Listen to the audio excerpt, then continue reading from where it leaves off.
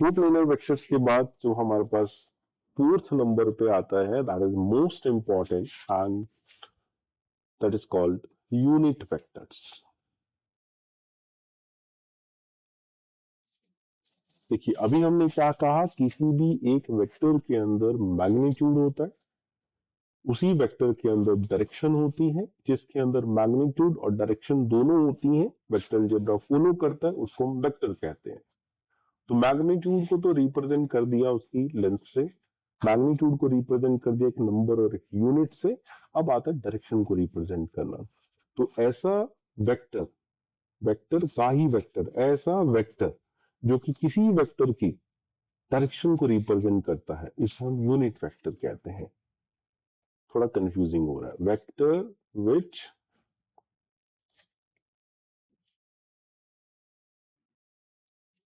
represents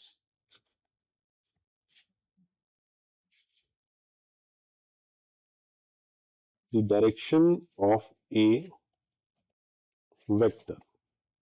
इसको क्या करना है, सिर्फ डायरेक्शन बताना है। ठीक है, अब जैसे देखिए अभी हमने कहा था कि फॉर एग्जांपल हमने एक वेक्टर लिखना है ए, और उस वेक्टर को लिखने का तरीका था उसका मैग्नीट्यूड लिखा जाएगा और उसकी डायरेक्शन लिखी जाएगी। ठीक है, तो इसमें क्या है, एक वेक्टर ये वाला जो कि दूसरे वेक्टर ये वाला की डायरेक्शन रिप्रेजेंट करता है। तो मतलब क्या हुआ, ए कैप इज रिप्रेजेंटिंग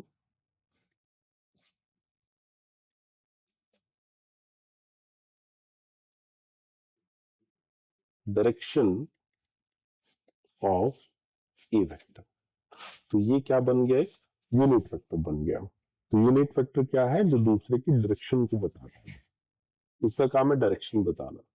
जैसे हम कहेंगे किसी भी हीरो के साथ एक बॉडीगार्ड चल रहा है और बॉडीगार्ड हीरो को बता रहा है इधर चले सेफ है, इधर चले सेफ है, इधर चले सेफ है।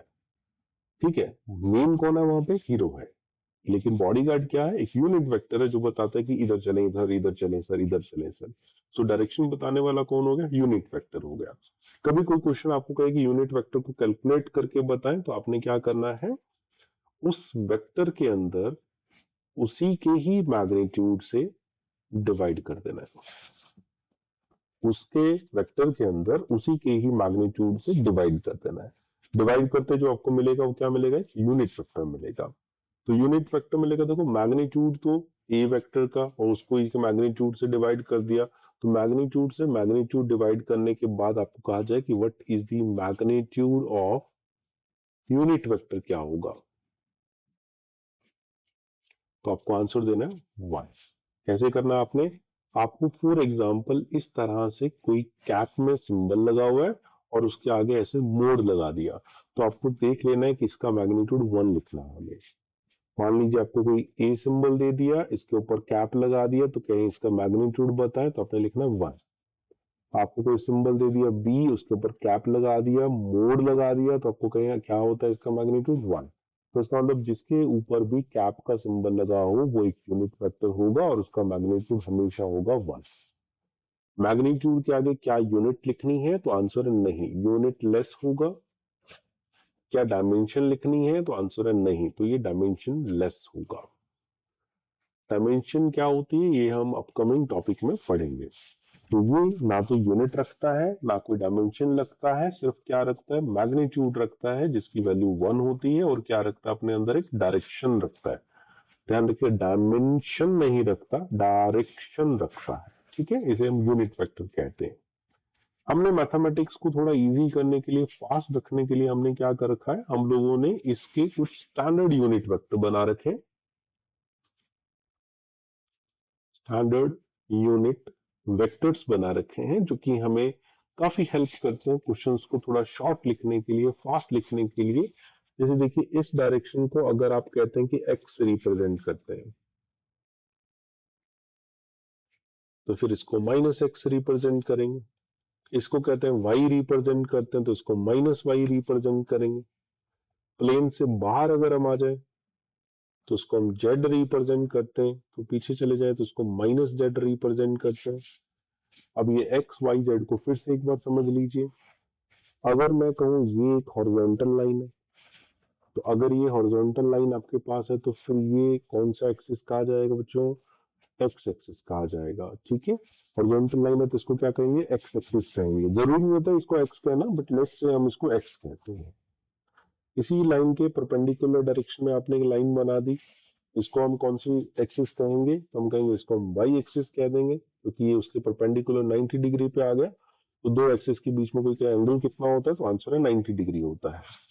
तो अगर हम इसको एक्स कह दें, इसको माइनस एक्स कह दें, इसको वाई कह दें और इसको माइनस वाई कह दें। ठीक है, अब आपने क्या किया, जहां पे ये दोनों क्रॉस हुए इसको ओरिजिन बोल दिया।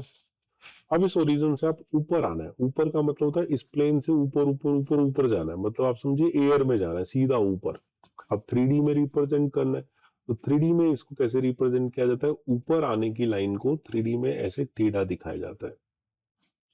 इसका मतलब ये नहीं है कि ये एक्स माइनस एक्स और माइनस वाई के बीच में है, इसका मतलब ये है कि ये ऊपर की तरफ है जो कि जेड एक्सिस को रिप्रेजेंट कर रहा है। और ऐसे ही अगर हम इसको ऐसा कर लेके जाएं तो हम कहें ये नीचे की तरफ है जो कि माइनस जेड को रिप्रेजेंट कर रहा है। नीचे का मतलब होता है कि अगर मानो स्क्रीन से नीचे चले जाए, स्क्रीन से नीचे चले जाए, तो इन डायरेक्शंस के अंदर हमने कुछ स्टैंडर्ड डिफाइन किया कि अगर आपको एक्स दिखाई दे तो आपने क्या करें, सिंपल आई कैप लिख देना, माइनस एक्स दिखाई दे तो माइनस आई कैप दिखा देना, वाई दिखाई दे तो जे कैप दे देना, माइनस वाई दिखाई दे तो माइनस जे कैप दिखा दें, जेड आए तो के कैप दिखाना है, और माइनस जेड आए तो माइनस के कैप दिखाना है। तो इस तरह से इन सिंबल को आप यूज कर सकते हैं, जो कि स्टैंडर्ड्स रहेंगे। यूज कैसे करना है वो हम सिखाएंगे। दूसरा तरीका होता है कि हम लोगों ने ना हमारे कुछ डायरेक्शंस भी डिफाइन कर रखे हैं। डायरेक्शंस डिफाइन करने का मतलब होता है कि हम लोगों ने ईस्ट डायरेक्शन डिफाइन कर रखी है कि एक ईस्ट होता है, ईस्ट के अपोजिट डायरेक्शन में जाए तो हम कहते हैं वेस्ट होता है। ठीक है, इसी तरह से अगर हम सामने फ्रंट की तरफ जाएं तो कहते हैं नॉर्थ होता है, बॉटम की तरफ जाएं तो हम कहते हैं साउथ होता है। तो ये हमारे पास चार डायरेक्शन हो गई, ईस्ट वेस्ट नॉर्थ साउथ। क्या हम किसी और भी डायरेक्शन में जा सकते हैं, क्या कोई और भी डायरेक्शन होती है, यस होती है। हम अगर कोई क्वेश्चन हमें कहे कि बच्चे आप ऐसे करिए नॉर्थ की डायरेक्शन में चले जाएं, तो हमने कंपास ओपन किया और अर्थ पे चलना चालू कर दिया, कहते हैं साउथ में चले जाएं, अगेन कंपास देखा साउथ में जाना चालू कर दिया, ईस्ट में जाना चालू कर दिया, वेस्ट में जाना चालू कर, मतलब अर्थ के ऊपर ही चलना है। लेकिन कोई कहता है नहीं आप क्या करिए ट्री के ऊपर चढ़ जाइए, तो ट्री के ऊपर चढ़ने का मतलब होता है ईस्ट वेस्ट नॉर्थ साउथ में नहीं जाना, हमें अप जाना है, जिसको हम जेड एक्सिस बोल रहे थे ना अभी, वो हमारे पास अप की तरह हो गया। सिमिलरली लेट सपोज करिए आप किसी बिल्डिंग के ऊपर खड़े हैं और कोई आपको कहता है ग्राउंड फ्लोर पे चले जाइए, तो इसका मतलब आप कहाँ चले जाएं, डाउन चले जाएं। तो डाउन का मतलब हो गया माइनस जेड एक्सिस पे चले जाएं, इस तरह से चले जाएं। तो अब कहें इसके अंदर भी यूनिट वेक्टर डिफाइन किए, यस, ईस्ट के लिए आई कैप, वेस्ट के लिए माइनस आई कैप, नॉर्थ के लिए जे कैप, साउथ के लिए माइनस जे कैप, अप के लिए के कैप और डाउन के लिए माइनस के कैप। तो इस तरह से हम लोगों ने कुछ जो है यूनिट वेक्टर डिफाइन करे हैं। अब बच्चा कंफ्यूज होता है, कहता है एक्स में भी आई बोलते हैं, आप ईस्ट में भी आई बोलते हैं, नॉर्थ में भी जे बोलते हैं और वाई में भी जे बोलते हैं, तो फिर ये दोनों मिक्स नहीं हो जाएंगे, तो आंसर है नहीं मिक्स होंगे। आपको एक टाइम पे एक कोऑर्डिनेट सिस्टम यूज करना होता है। एक कोऑर्डिनेट सिस्टम का मतलब होता है या इधर आप ईस्ट में जाएंगे या फिर आप उसको एक्स एक्सिस लिखेंगे, दोनों एक साथ नहीं यूज होते हैं। ठीक है जी, चलो नेक्स्ट जो हमारे पास वेक्टर का टाइप रहता है उस वेक्टर को हम नाम देते हैं एक्सियल वेक्टर। जो बच्चा 11th का है उसके लिए एक्सियल वर्ड एक नई चीज है, जो बच्चा 12th का है या बच्चा 12th पास हो चुका है उसके लिए एक पुरानी चीज है, समझता है क्या चीज होती है। एक्सियल वेक्टर का मतलब ऐसा समझिए कि ऐसे वेक्टर्स जिनकी डायरेक्शन जो है दैट इज टुवर्ड्स एक्सिस होता है। अब कहते हैं एक्सिस क्या होता है, तो एक्सिस को हम ऐसा समझाते हैं आपको, फॉर एग्जांपल आपके रूम के अंदर कोई फैन लगा हुआ है,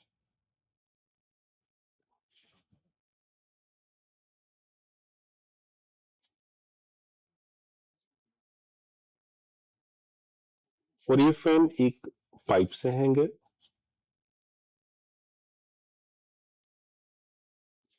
यहाँ पे फिक्स है, और ये फैन इसके चारों तरफ घूम रहा है। ठीक है, तो फैन जिसके चारों तरफ घूम रहा है, जिस लाइन के चारों तरफ घूम रहा है, तो वो एक इमेजिनरी लाइन कह दें। अभी आपको तो एक पाइप दिखाई दे रही है, बट कोई बॉडीज कई बार ऐसे घूमती हैं कि कोई दिखाई नहीं देता। तो ये जो इमेजिनरी लाइन आपको दिखाई दे रही है, इसको हम एक्सिस कहते हैं। तो ऐसे वेक्टर्स जिनकी डायरेक्शन एक्सिस की तरफ होती है, उसे हम लोग जो एक्सियल वेक्टर कहते हैं। इसकी कोई लेंथ नहीं होती, कोई स्टार्टिंग पॉइंट नहीं होता, कोई एंड पॉइंट नहीं होता, बस डायरेक्शन होती है। अब ये डायरेक्शन कैसे होती है? तो डायरेक्शन होती है जिस प्लेन के अंदर, जिस प्लेन के अंदर बॉडी रोटेट होती है उसके परपेंडिकुलर। जैसे देखिए, आपने एक फैन बनाया, उस फैन के प्लेन को मैं डिफाइन कर दूं, मैं दिखा दूं कि फैन का प्लेन किस तरह से जो है यहाँ पे मूवमेंट कर रहा है। तो प्लेन, फैन का प्लेन हमने मान लीजिए ऐसे करके, एक ऐसे, ये नीचे एक प्लेन है, इसमें सर्कल में ये फैन घूमेगा। और अगर इस प्लेन में सर्कल में फैन घूमेगा, तो इसका मतलब ये हो गया कि आपका जो परपेंडिकुलर आपने दिखाया है, वो क्या कर रहा है, इससे 90 डिग्री बना रहा है, प्लेन के परपेंडिकुलर है। जैसे ये आपका प्लेन हो गया, जिसमें हमारे पास सर्कुलर मोशन हो रही है, और इस सर्कुलर मोशन के ऊपर की तरफ ऐसे, इस तरह से आपने दिखा दिया एक्सिस। तो एक्सिस क्या होता है? जिस भी सर्कल में, जिस भी प्लेन में मूवमेंट होता है, उसके परपेंडिकुलर डायरेक्शन वाली जो लाइन होती है, उसको हम एक्सिस कहते हैं। तो एक्सिस में हो गया आपके पास। ठीक है, this is called axial vectors. अब एक्सियल वेक्टर को जो है कैसे रिप्रेजेंट करते हैं, क्या रिप्रेजेंट करते हैं? तो इसमें क्या होता है कि हमारे पास जो रोटेशनल मोशन होती है, उसको हम दो कैटेगरी में डिवाइड करते हैं। एक हम कह सकते हैं कि रोटेशन मोशन हमारे पास क्लॉकवाइज पैटर्न में हो सकती है, या फिर हम कह सकते हैं ये हमारे पास एंटी क्लॉकवाइज पैटर्न में हो सकती है। क्लॉकवाइज का मतलब होता है इस तरह से घूमना, इस तरह से घूमना। जैसे हमारे पास क्लॉक की नीडल मूवमेंट करती है ना, ऐसे जाती है, फिर ऐसे जाती है, फिर ऐसे जाती है, फिर वापस यहाँ आ जाती है, इसे बोलते हैं क्लॉकवाइज। एंटी क्लॉकवाइज का मतलब होता है जिस डायरेक्शन में क्लॉक घूमती है, उसके अपोजिट डायरेक्शन में घूमना। तो उसके अपोजिट डायरेक्शन में घूमने का मतलब हो गया ऐसे घूमना। ठीक है, अब एक्सियल वेक्टर की डायरेक्शन हमने क्या कहा था? जिस भी प्लेन में घूम रहे होंगे, रोटेशन हो रहा होगा, उसके परपेंडिकुलर डायरेक्शन में जाना है। अगर मान लीजिए हम इसको ऐसा कह दें कि ये हमारा सर्कल जो है वो एक्स और वाई प्लेन में बना हुआ है, एक्स और वाई प्लेन में बना हुआ है, तो एक्स और वाई प्लेन के परपेंडिकुलर कौन होता है? अभी बताया था आपको, जेड एक्सिस होता है। एक्स और वाई प्लेन के परपेंडिकुलर कौन होता है? माइनस जेड एक्सिस भी हो सकता है। ठीक है, प्लस जेड एक्सिस भी हो सकता है और माइनस जेड एक्सिस भी हो सकता है। अब हमने प्लस जेड और माइनस जेड में से किसको चूज करना है कि इसमें इसकी डायरेक्शन कहाँ होगी? तो हमने क्या करना है, अपने हैंड में, अपने हैंड की फिंगर्स को डायरेक्शन ऑफ मोशन के हिसाब से घुमा देना है, कर्ल करना है। तो हमने क्या करना है, राइट हैंड यूज करना है। इसको बोला जाता है राइट हैंड थंब रूल, जैसे बोलता है राइट हैंड थंब रूल। तो अभी हमारा यहाँ पे सेकंड वाले डायग्राम में रोटेशन कैसा हो रहा है? इस तरह से हो रहा है। तो हम क्या करेंगे, हमारे सारे थंब जो फिंगर्स हैं, उनको इस तरह से कर्ल कर लेंगे, ऐसे ऐसे फिंगर्स को। ठीक है, सारी जितने भी फिंगर्स हैं उनको इस तरह से कर्ल कर लेंगे, ऐसे घुमा लेंगे। तो जब ये सारी फिंगर्स इस तरह से कर्ल कर लेंगे, तो हमारे पास जो थंब होगा, उसको हमें देखना है कहाँ आएगा। तो thumb will be in the upward direction, ऐसे अपवर्ड डायरेक्शन। तो राइट हैंड थंब रूल के अंदर अगर हम यहाँ बात करें, तो एंटी क्लॉकवाइज में डायरेक्शन क्या आएगी? प्लस जेड एक्सिस आएगी। और अगर एंटी क्लॉकवाइज, अगर हम क्लॉकवाइज आएंगे, तो हमें राइट हैंड थंब रूल में फिंगर्स को इस तरह से कर्ल करना पड़ेगा। और फिंगर्स को ऐसे अपोजिट जब कर्ल करेंगे, अपोजिट कर्ल करने के लिए आपको हाथ को उल्टा रखना पड़ेगा, तो जिस वजह से हमारी जो डायरेक्शन होगी माइनस जेड एक्सिस की तरफ आएगी। ठीक है, आपका राइट हैंड थंब रूल में याद रहे तो ठीक है, नहीं तो याद रखो एंटी क्लॉकवाइज में हम पॉजिटिव डायरेक्शन में जाते हैं और क्लॉकवाइज में हम नेगेटिव डायरेक्शन में जाते हैं। तो these are the way to represent the directions, कि हम एक्सिस की डायरेक्शन कैसे ढूंढेंगे। ठीक है,